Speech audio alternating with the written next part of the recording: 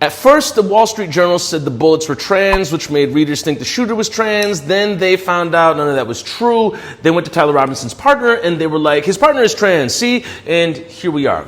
But this line of reporting is important to point out. So let's go back to the beginning because this will help you understand what is actually going on. The engraving of TRN was found on the bullet casings from the killing of Charlie Kirk. The report was ATF told the Wall Street Journal TRN was found on the casings, and somewhere between the two that then turned into being reported as transgender ideology was engraved on the bullet casings. And I cannot express to you how bad a reporting this is, especially for a publication as big as the Wall Street Journal. They're not the Daily Mail, they are not New York Post, who would usually put out garbage like this. They are the Wall Street Journal. And if they did just one Google search of TRN on ammunition, they would find that this is what Tehran Ammunition puts on all of its ammunition. TRN is the name of the company, not trans ideology. But this reporting gives you insight possibly into what they wanted TRN to be. It seems a lot of people have a hard time believing that the suspect in the shooting of Charlie Kirk is the same demographic as Charlie Kirk. And what seems to be baffling to many is that the suspect possibly had believed so far right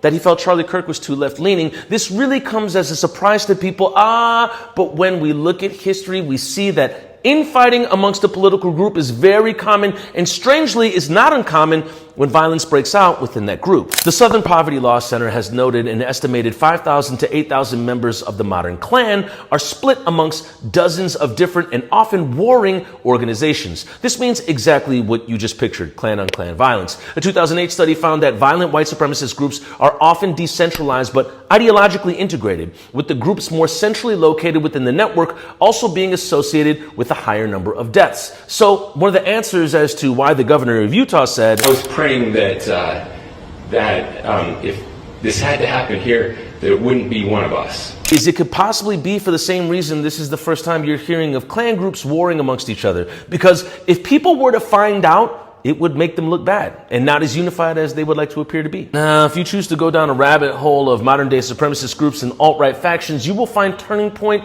is one of many. The question for you is, if there are so many of these groups already existing, especially in Utah, why would a publication like Wall Street Journal go so far as to say the suspect was anything but the demographic Tyler Robinson is a part of?